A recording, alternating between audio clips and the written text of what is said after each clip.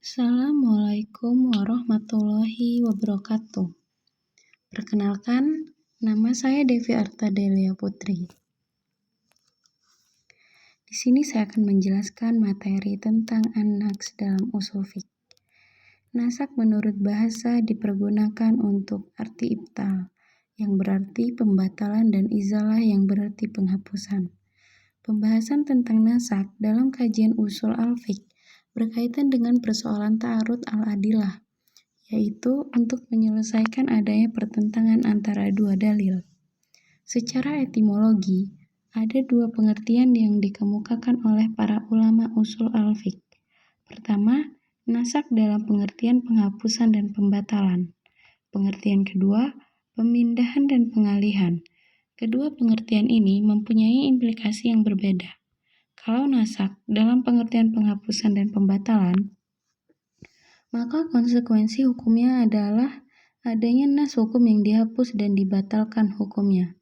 Begitu pula sebaliknya, jika nasak dalam pengertian pemindahan dan pengalihan, maka konsekuensinya adalah hukum yang dikandung dalam sebuah nas dialihkan fungsinya kepada wadah yang lain. Yang kedua, kedudukan an-naqs dalam usul fiqh. Kedudukan nasak sebagai sebuah konsep dalam menggali hukum baru. Namun, sebagian ulama menolak konsep nasak dan sebagian lagi ada yang mendukung konsep nasak.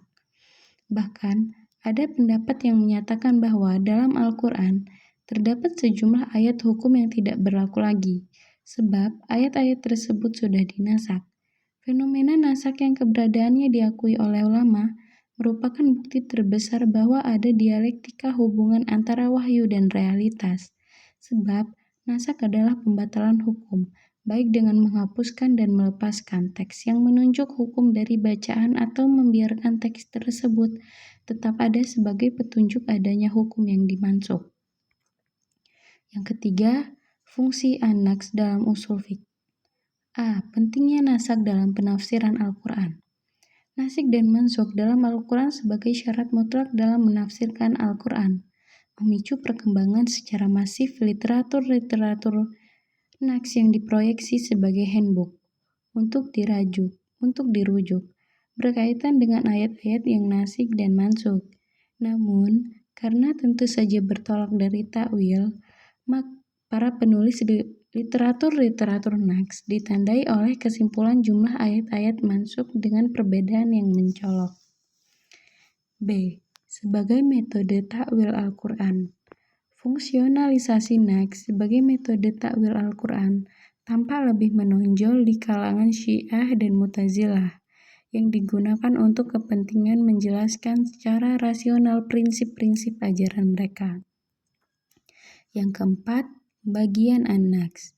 An-nas dalam Al-Quran dibagi menjadi 4. Yang pertama, naqs syarih, yaitu ayat yang secara jelas menghapus hukum yang terdapat pada ayat terdahulu. Misalnya ayat tentang perang pada surah An-Nahl ayat 65 yang mengharuskan satu muslim melawan 10 kafir. Ayat ini dinaqs oleh ayat yang mengharuskan satu orang mukmin melawan 2 orang kafir pada ayat 66 dalam surat yang sama.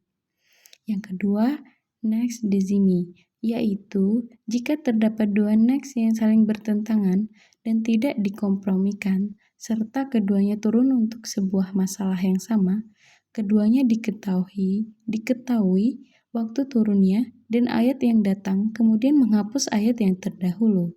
Yang ketiga, naqs kulli, yaitu menghapus hukum yang sebelumnya secara keseluruhan.